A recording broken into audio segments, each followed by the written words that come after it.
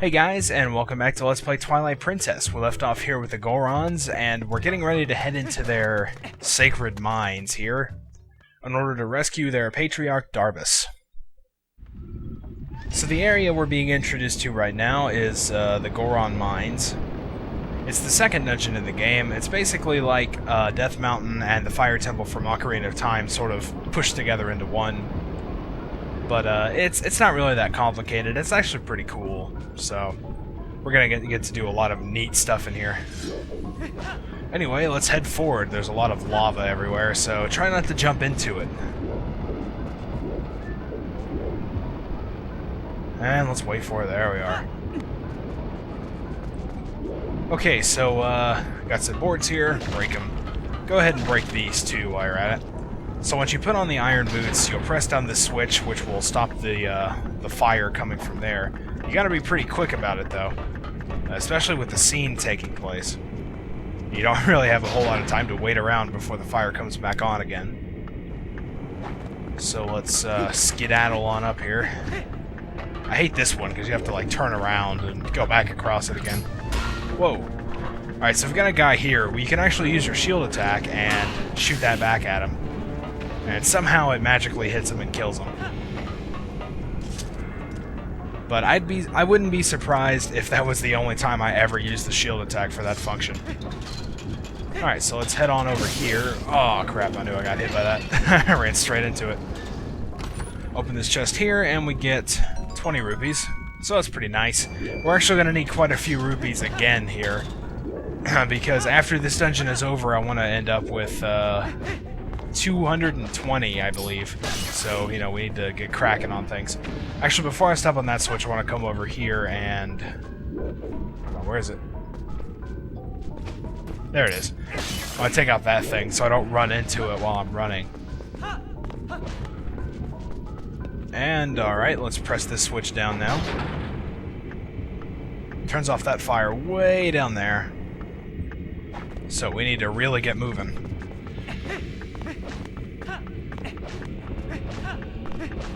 Alright. They give you enough time.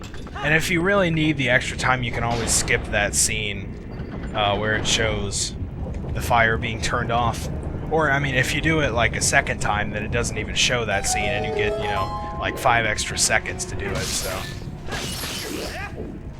Take out a few of those harmless little fire slugs there. Oh, there's a heart back here. Okay, so now we're heading into, I guess I would consider this the main open area of Goron Mines. It's got this nice big sweeping scene as we enter.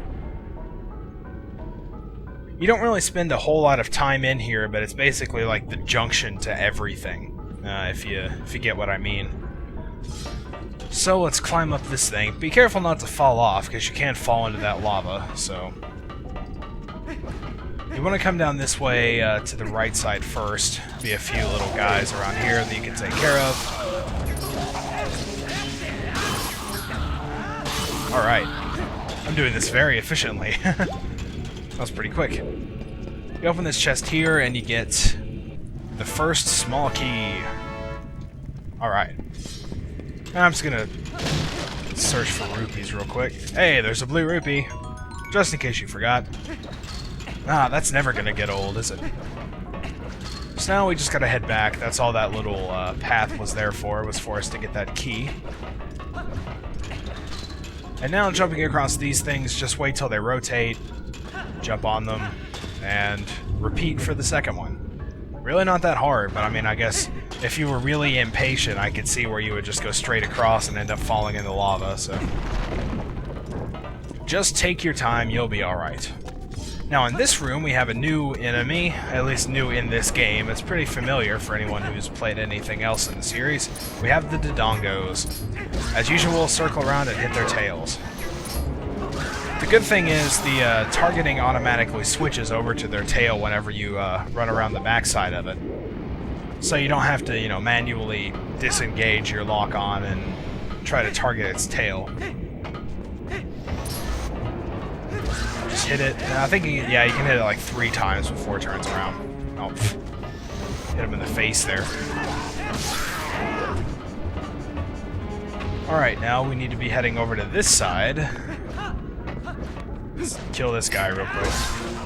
That was cool. Alright, I got 4 shots in. That was kind of a strange looking sword combo too. He kind of like stuttered for a second. I don't know, it was weird. So what you want to do here is grab onto this chain and pull out this wall here. This is actually blocking the way to go forward in here, so you gotta time this out pretty well. Just keep pulling until you see the lava pillars are about to go down, then let go, and just make your way across. We want to come back towards the middle this time, so go this way, and we've got plenty of time to spare.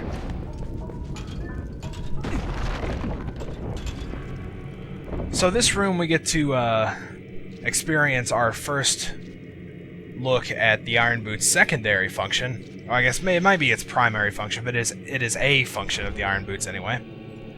Not just to make you heavy. You know, actually we're going to see 2 different functions of the Iron Boots here, so cool. First off, you can drop underwater with the Iron Boots, just like in Ocarina of Time. And then you can also walk on these little magnetic floors here, which is really awesome. You can walk upside down. But it's kind of funny, because right now I'm holding down and I'm running forward. See, I just turned around like instantaneously there. It's kind of weird, but... So that's another couple of uses for the Iron Boots. And here is another Goron Elder, and probably the strangest one in my opinion. He's got some sort of like volcanoes on his head and on his back. Goramoto is my name. So basically getting the big key in this dungeon is not in the traditional sense. You don't need to find like a big key chest. The Goron Elders in this place actually give you a piece of the key shard, and you put them all together in order to get the big key. So it's actually, it's pretty easy, to be honest. I mean, most of the Elders are pretty much on the way. And their rooms are very obvious on the map here. Because, they're all... let's zoom in, I guess. Can I move? Oh, there we go. They're all like these perfectly round circles. Like that one over there, I think, is one. That's one. You know, so they're pretty easy to pick out whenever you're looking around for where to go. The Elders like to have good rupee chests in their room, too, so... It's always worth taking a look around. Oh, no. I want the ladder. There we are. So we make our way up here, and there's a second exit to the Elder's room, or from the Elder's room, I guess. But first in this pot, we have our good old strange buddy, Uku. Yeah, she somehow manages to find her way into pretty much every dungeon that we go into, so... Gracious, you're that nice fellow who helped me out the other day. Yep.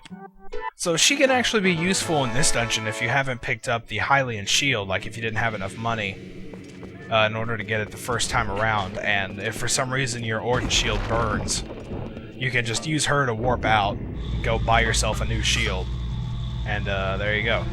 So we need to put on our Iron Boots here and walk along the side of the wall. It's kind of awkward to fight things while you're walking around like this, but it can be done. At some point, I think there's like a dodongo on the ceiling while you're walking around with the Iron Boots, and basically there's no way you can fight that because, you know, you can't move fast enough in order to get around to its backside. So in here, it's pretty obvious we need to step on this switch, and we're on kind of this upper, the ceiling of the main room here. The first thing we want to do is actually not progress forward, but come over here around this side to the northeastern part, as you can see on the map. It looks just like a dead end, but as I bring the camera around, you can see a treasure chest there.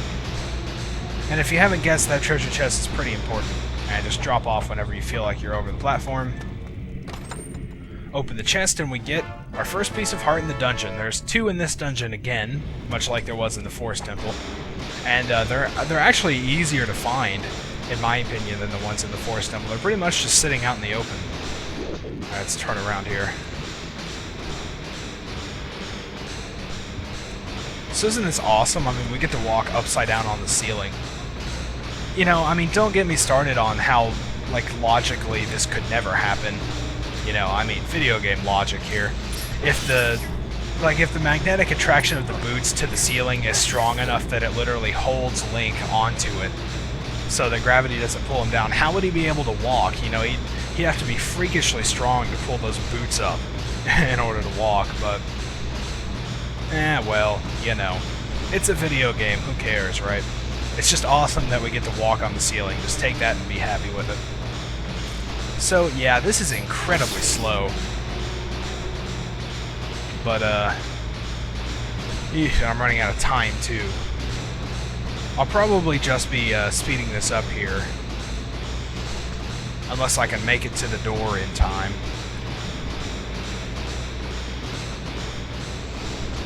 Nah, there's no way I'm going to make it. Anyway, I guess I'm just going to cut off here, hanging on the ceiling, because that's pretty cool. So in the next part, we'll continue on in through the Goron Mines. So until then, thanks for watching, and I'll see you next time.